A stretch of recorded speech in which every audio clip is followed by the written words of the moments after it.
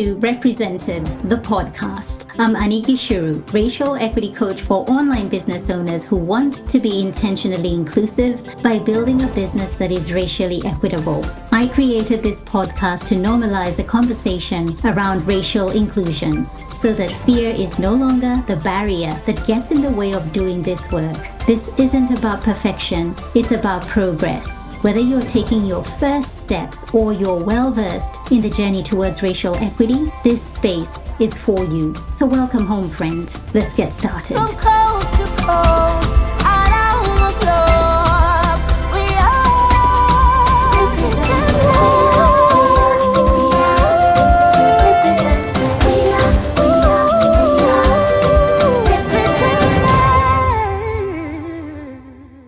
Today's episode is really special because it is my first podcast guest. Her name is Nartarsha Bamblett, and we are going deep in the conversation around Aboriginal cultural awareness, truth-telling, and diving into some of the conversations that have been really hard to talk about, but also misunderstood.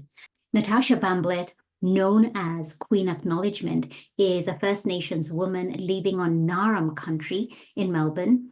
Her acknowledgements extend beyond just empty words that is too often tokenized and has amplified its true meaning.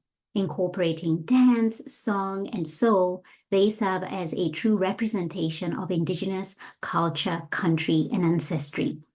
Beyond the acknowledgements, she is a fierce and authentic speaker, presenter, activist, and educator who has developed workshops and healing programs aimed at connecting to mind, body, and soul through culture, history, and country. I loved recording this conversation, and I know you're going to love Nartarsha and this conversation that we're going to have. And if you are somebody who is very much ignited by matters to do with justice, human justice, social justice, anti-racism, this conversation is going to ignite you even further. Hey there, Nartarsha. I am so blessed and happy and excited to have you on the podcast. You are my very first guest. And I think it is so fitting, so appropriate, given what we will be discussing today. But I just want to give you a big, warm welcome to the podcast. Thank you. It feels delightful to be here and to be a part of this in what you're able to produce for people. We're going to dive right in, and I want to ask the question of your name. So, Queen Acknowledgement, where did this come from? Was it something that people started referring to you as, or was it something you're like, I'm going to crown myself and call myself this because I do such a good job of what I do? How did the name come about? I love this question.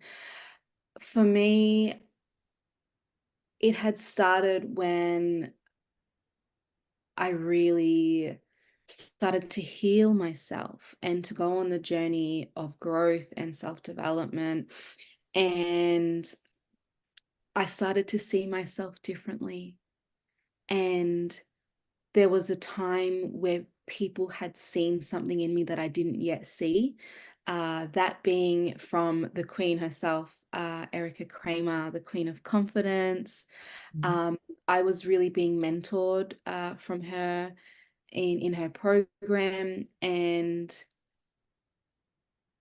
she was just like, isn't this what you do? Isn't this who you are? And I sat with it for a long time in what am I representing? And there was lots of women who were coming to me and just loving the energy of this new version of me that I was stepping into, that was presenting to the world. And we just had conversations. I was referring to women as queen. And then I thought, well, if the women in my life are queens, that means that I should be a queen too. And what I was doing was Acknowledgments of Country, and the two just married, and it stuck. I love that. And even the term queen, it is very much based on Black people. We refer to each other as queens, and we refer to our men as kings. It is Mm, very much tied to the kingdoms we once, were part of. It's very tribal. And so how we refer to one another, it's very much elevating and yeah, speaking to their highest self and calling ourselves queens and kings because we are part of a kingdom. We had kingdoms, and that was how things were in the past. And so it's beautiful to see you bring out this name in this way. Now, for those who are listening or watching, Tash, who may not know what an acknowledgement of country is, who are not Australian based, please give us a definition of what that is. But I'd mm, also love you to dive a little bit deeper and tell us what the difference is between an acknowledgement of country and a welcome to country. yeah. So for First Nations people here in Australia, we have two really strong ceremonies that take place. A welcome to country is presented from an elder.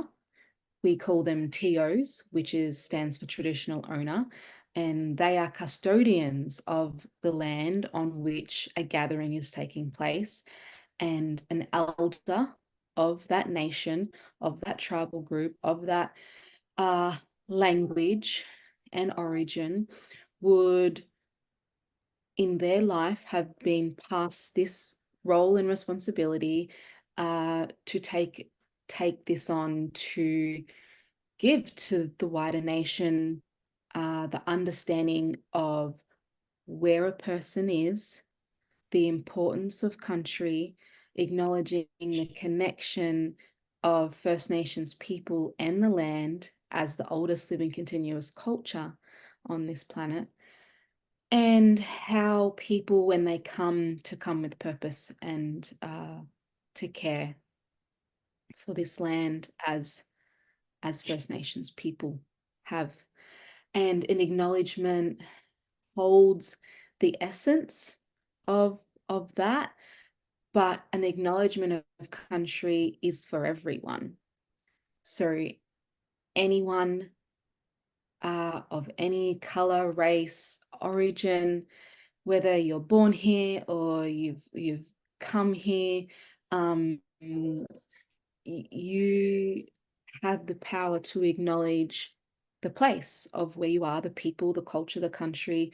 And an acknowledgement of country to me is about acknowledging the past, present, and future in the very moment. And it's just bringing a deep presence and understanding to bring yourself, your culture, the country, and the community in the one place, in the one moment together. And that's what I aim to bring when I present an acknowledgement of country for people. Mm. It's so beautiful, this tradition, this uh, way of showing and paying respect. And the fact that, it is the oldest continuing culture, that is something that a lot of people forget. Mm, And I think it's so important to center that.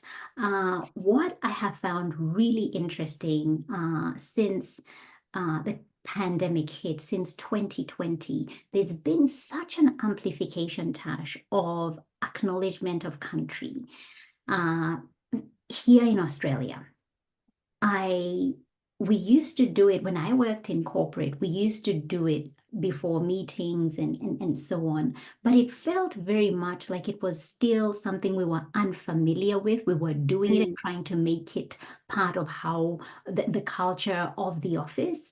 But now, since the pandemic, I've seen a shift. I've seen this happen. I'm in the middle of a department store like Big W. An announcement comes up from the marketing, the manager of marketing saying what country we are on and honoring the traditional owners.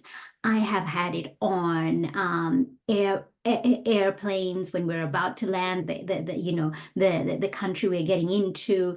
There's just been so much amplification. What do you think brought that about?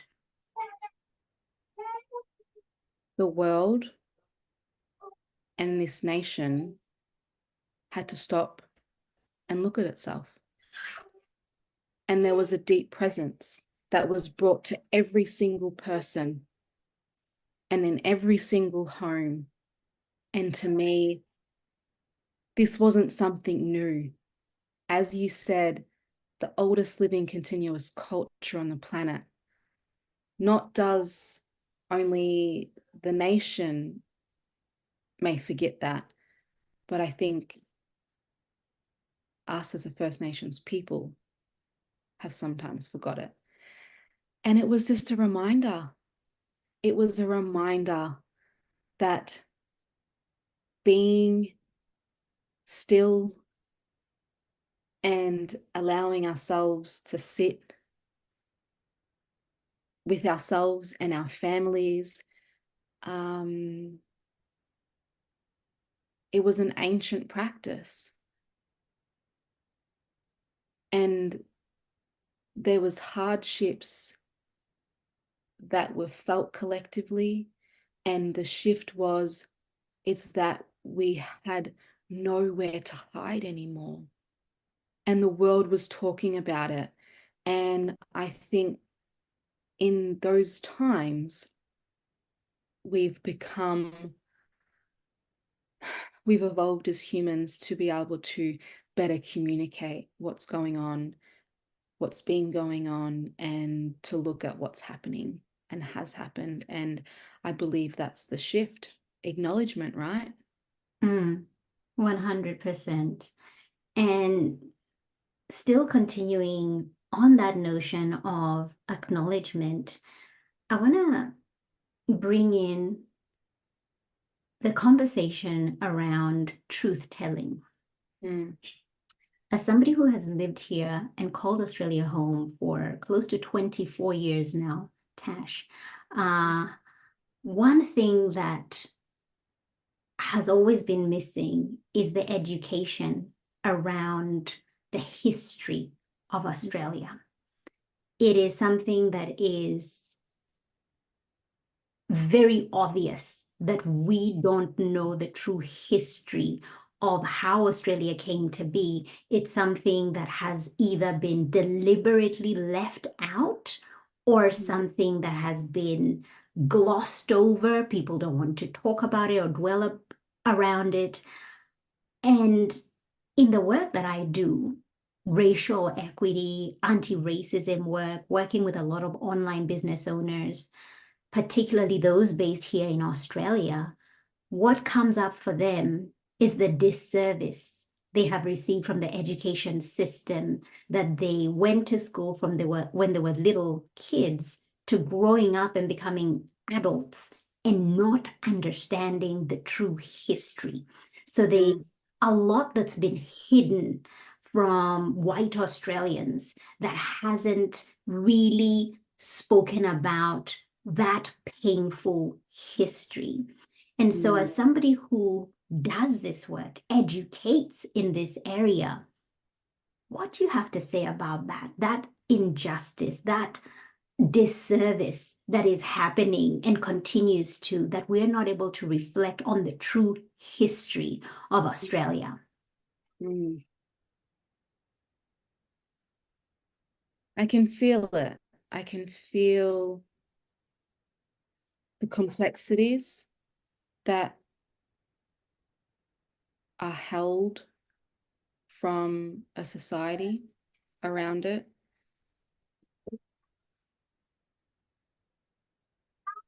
They say, be careful what you ask for, because the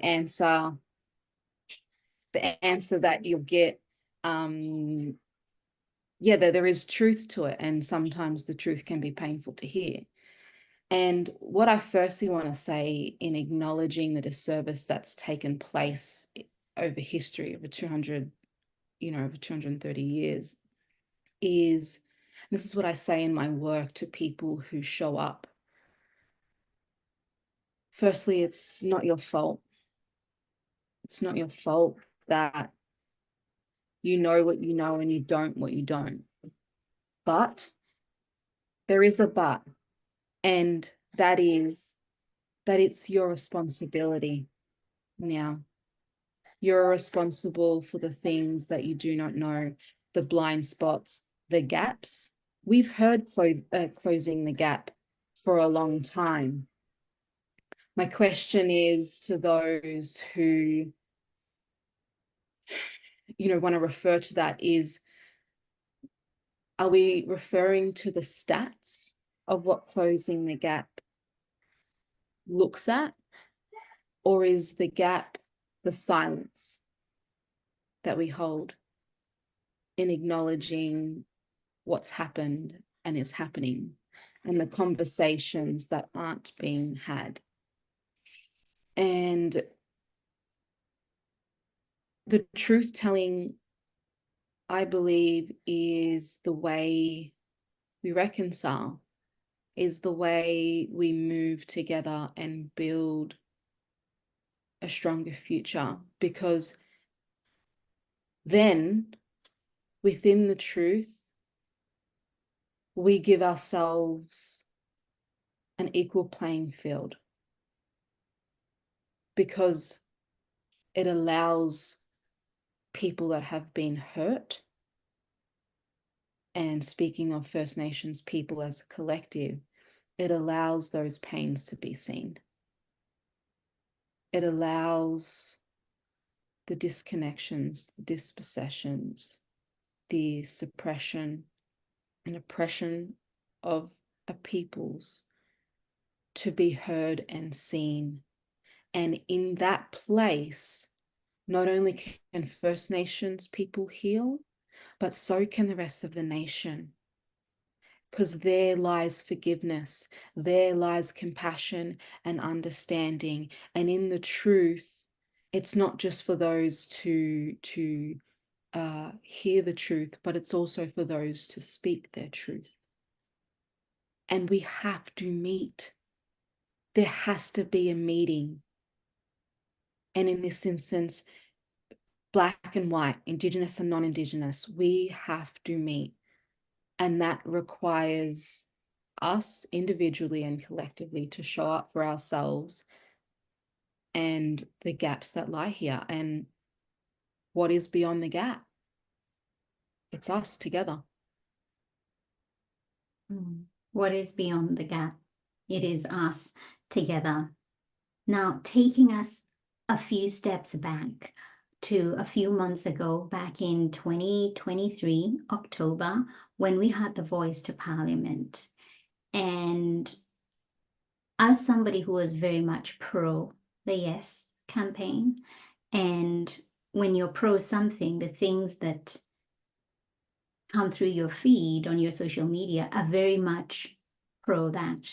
And so for me, whilst I was hearing a lot of the other side, there was still a bit of me that was surely this will be a yes. Surely what is being asked for here is something so basic that we would all be coming together and saying yes. How are First Nations people, yourself in particular, how have you been able to navigate that post the results? For me, in my lifetime of 28 years, I think I've been navigating it every day. I've been navigating setbacks, shutdowns, the country saying you're not welcome, echoing the words of Stan Grant, talking about the Australian dream. That's what First Nations people here with our hearts, the spirit, almost saying that you don't belong.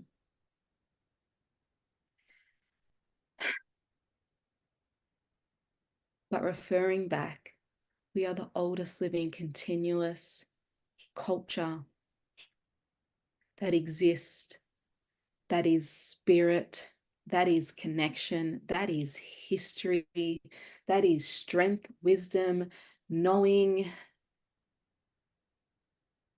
And with that comes power. Power to get back up, power to face adversity. And sometimes the darkest times and the most painful come in form of people. They have a face, they have a voice, they have a name, and it can hurt. And I just believe there was a lot of misunderstanding. There was a lot of confusion. Again, this was something that was brought on so quickly. We've been here. We've been waiting. We've been asking. We've been marching. We've been shouting. And who is listening most of the time? It's our own people. So I felt in the process of that time, I felt okay with what was going on, because I knew whatever the result, it wasn't about that. It was about what happens afterwards. And that was my call to action to those in my community, was regardless of the result of which way you vote, for whatever reason, I love you. And will you still be here? Will you still be here? Will you still be advocating passionately for whatever vote it was, as passionate for First Nations people when we need you? Because the referendum was one day. We live every day in the color and the shoes and the journeys and the paths of what it means to be an Aboriginal person in this country. Will the wider nation still be here when it's done? And I've seen humankind. I've seen it in the best, and unfortunately, it's not even the worst. It's just in the hearts and minds of those that are asleep, that are hurting themselves. And I'm hopeful. I'm hopeful for an opportunity, which I believe that was an opportunity for people to come together, to listen deeper. And I just believe that that wasn't the right time. It wasn't supposed to be like that. But how do we as a nation show up when it's done and it's over and the next day comes? It was emotionally taxing, regardless of whether a First Nations person, because that's what it was about, the sentence. I think we missed it. I think the government or the nation had missed that. And First Nations people have their own views and opinions on it. I was there to support all of my people, regardless of the vote. It wasn't about that. It was about how do we stay strong, supported, and connected. And it was emotionally taxing. It was nerve-wracking. I'd felt a lot of anxiety, my own and of others around me. Felt a lot of pressure. And I took a hit for a few days afterwards, and I could see a lot of the people in my community that had too. So I hope that it's an opportunity that we've learnt from, and for us to just do better. Wholeheartedly agree with everything you've said. And perhaps what has stood out for me, Tash, is what you've said about love. You know, it takes an extra amount of grace to love through this kind of work that you do. Where do you go to fill up? Where do you go to take care of those feelings that sometimes may not always be feelings of love? How do you take care of you so that you're bringing what you feel might be the version of you that allows to move the needle forward? It might be ever so slightly, but at least the generations to come, your children, your children's children, are not beginning where you began, that the needle has been moved ever so slightly. I'm always called to country. When I feel that I have given and there is no human that can fill a void or something that I long for inside of me, I turn to the country. And to me, and First Nations people, the country is our mother. It is our creator. It's our carer, nurturer, provider, and the country is a part of us. So I go there really to be with myself, to go within, and what lives within is spirit. We all have it, and the spirit knows where to go and what it needs and how to move emotion through the body. And I give myself permission for that to take place. Then I can go and be who I need to be for the people in my life. But in the end of the day, the start of the day, we wake up with ourselves, we go to sleep with ourselves. We are all we have in this life. We are with ourselves 100% of the time.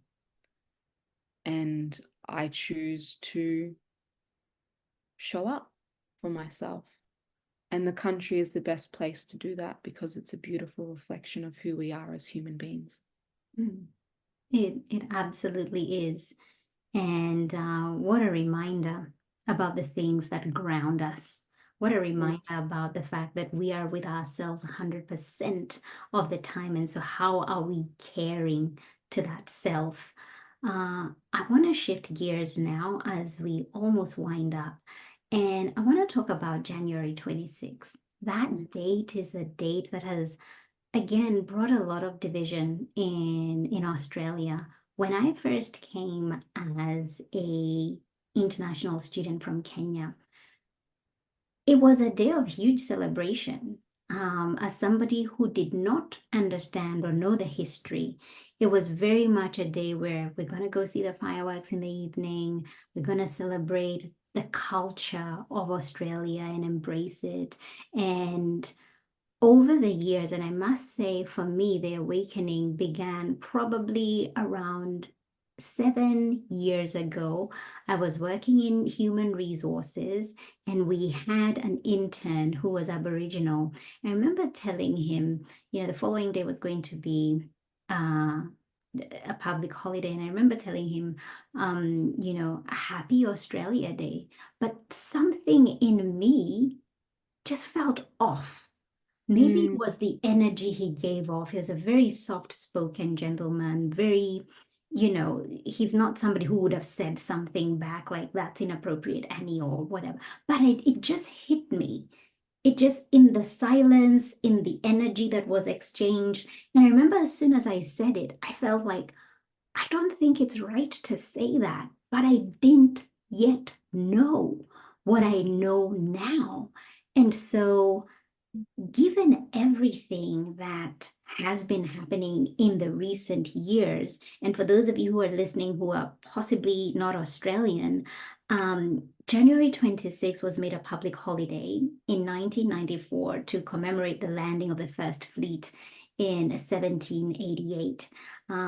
It's a day that is referred to as Australia Day, but what does it really signify and mean to our First Nations people is the bigger question here. It is a day that has been now referred to as Invasion Day, Survival Day.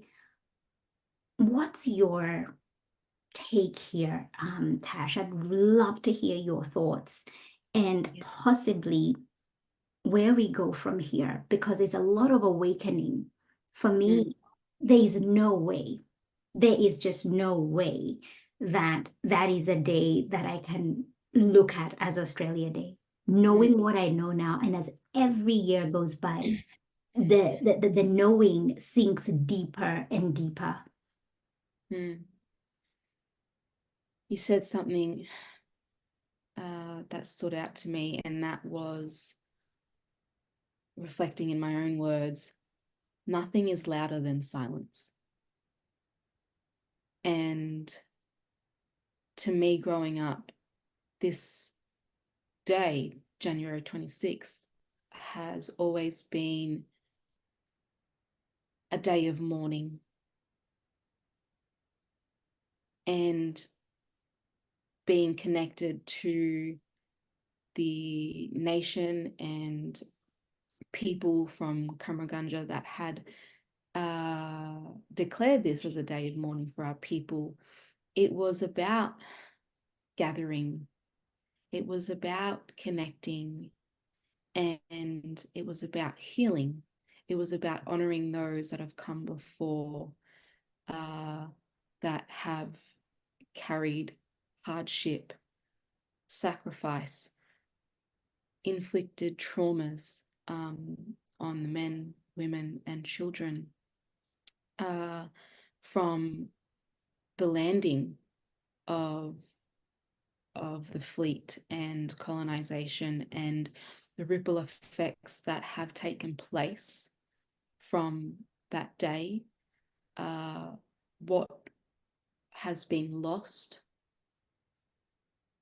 meaning land, language, law, ceremony, customs, traditions, a sense of belonging, a sense of identity.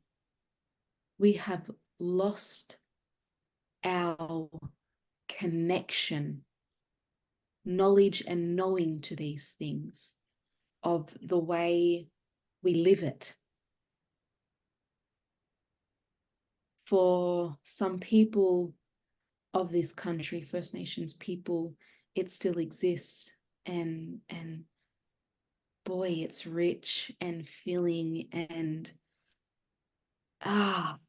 it makes my heart sing, my spirit dances, knowing that that still exists here and is for us, and experiencing that firsthand for myself, knowing that there's communities, countries, nations in particularly. I've spent lots of time with the Yolngu people. We are giving people. We are loving and kind and caring, and we've just always shared from the heart. This country is the heart, the Uluru is the heart of this globe, this place. So that's why people do feel a sense of home and belonging, even if you're from another country. I'm sure that smile, just tells me that that's what it does for people, whether you've been here 20 years or 2 years. And that's the essence of First Nations people. And this day, I've always spent it with my family because that's what makes me feel the strongest in my identity as an Aboriginal woman. That's all I've got. When I was growing up, when I thought of culture, it was my family. We didn't speak language, but the language that we spoke to one another, it made me feel different in a way that it was special, that I could understand the love in the words that we spoke to one another. It made me feel strong and proud. And I remember the time of my life where I was playing for Richmond. We called a training, and this training happened to fall on January 26th. I was sick because this year was the first year that I wouldn't be with my family. Not just not being with my family, but being with people that I knew didn't see this day how I did. I was worried. I was worried about what it would bring up for me, what I would be confronted with. And I know the girls that I played with loved me and I loved them, and we shared a beautiful relationship within the club. And it was just, they didn't know. They didn't know. And they were celebrating and, oh, we're going to have a barbecue with our family and friends, and we're going to go out to the boat house, and oh, like happy Australia Day. And I was just silent. I was quieter than ever. People knew without me saying anything. But at that time of my life, I didn't know what to say. And I'm grateful. I'm grateful that I had experienced that moment of, there is work yet to be done for this nation. There is an innocence of wanting to do the right thing, as I've experienced from that moment on. And people are searching for the answers. And I say to people, I don't have the answers. I just am, and I just be. And in those times, I get to learn and understand how to be with people. And in time of hardship for a collective, because it is a very divided day, I would say the right thing is just to be. Be with what's present. Not one person can fix the depth that is present on that day, but it's just to be with it. It's just to be with each other, to listen, to, and we've been doing this since ancient times. It's to listen. It's to just sit and be and take it easy. And I'm sure everyone in this life has experienced loss, or whether it's in our own families or communities, or we've seen it in others. That's what it feels like.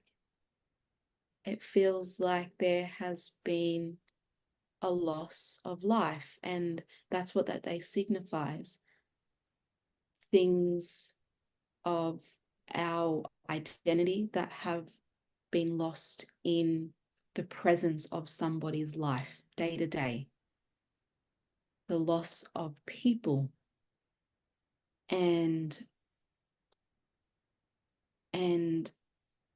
this is also a reminder that it's not that we, or I don't ever want to speak for people, but it's not that we don't want the nation to celebrate, because I believe there should be celebration on this day.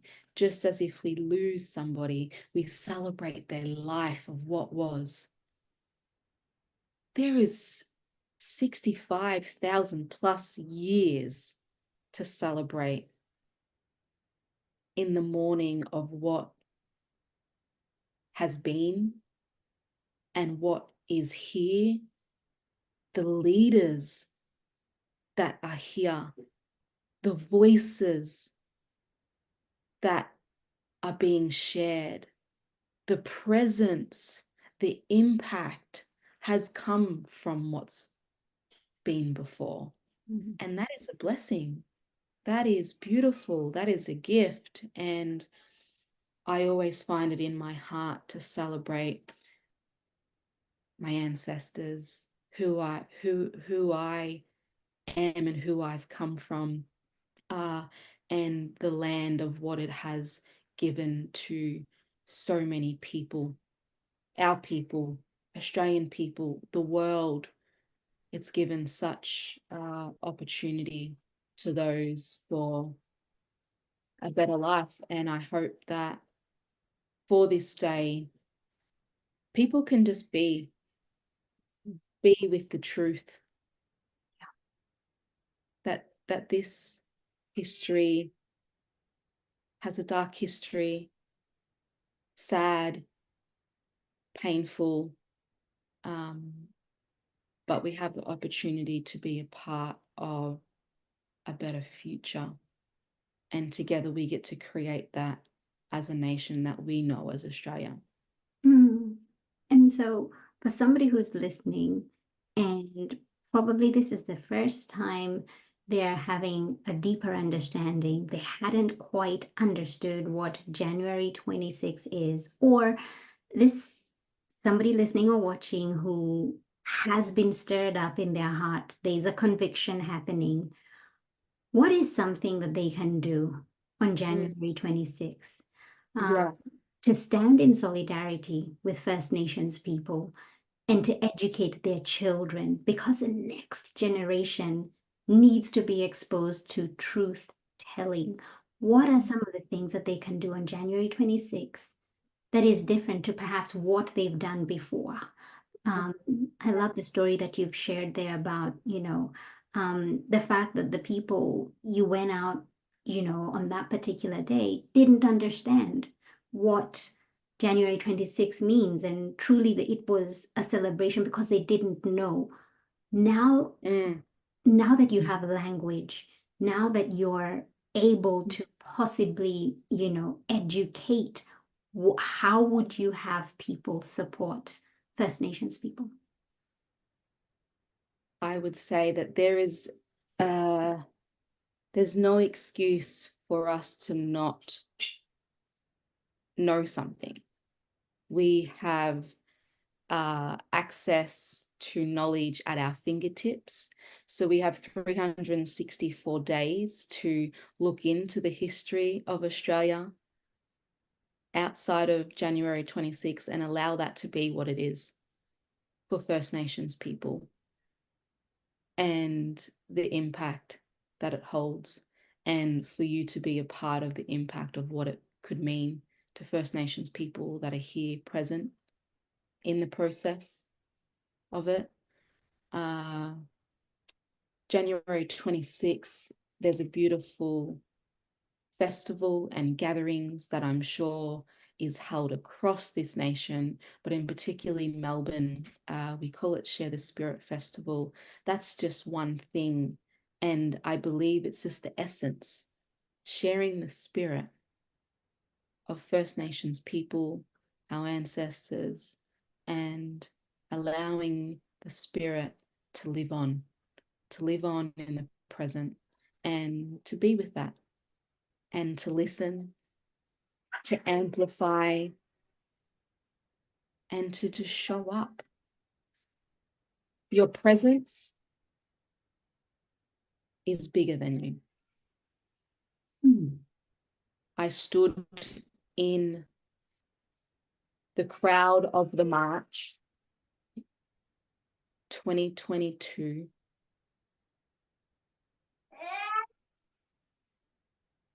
The presence of people's faces. It will be an image that I will never forget.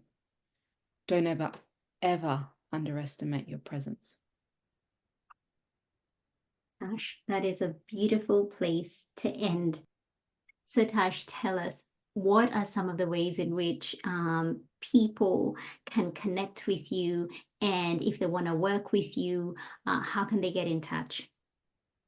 Yeah, they can get in touch via social media, Instagram, Facebook, LinkedIn, going through a beautiful rebranding on what this looks like. So excited to share that. But reach out, Queen Acknowledgments, Nartarsha Bamblett, whether it be for your events to experience an authentic, cultural acknowledgement of country, or whether it be deeper, where we sit and you get to show up for yourself in these conversations that is important for this country and how we get to move together. Natasha, I appreciate your time so very much. Thank you so much for being here. Everything that you've just shared from the heart. I know this is a conversation that's not easy. It takes a lot for us to sit down and talk about the deep hurts, but I know it's also part of our collective healing.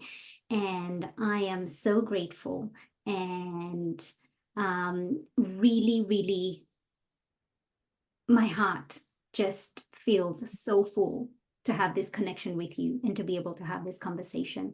So thanks for your time. Yeah, thank you. I think it's important. We are represented. We are represented. We are represented. Thank you so much for tuning in. Why don't you go ahead and hit that subscribe button and leave a review so this podcast can reach more online business owners, and together we can begin to normalize racial inclusion in the online coaching space. I'd love to acknowledge the traditional owners of the land where this podcast episode was recorded, the Wiradjuri people in central New South Wales, Australia. Music produced in Nairobi, Kenya by Patrick St. P. Mbaru and Kambua Mathu. Vocals by Joanne Matata.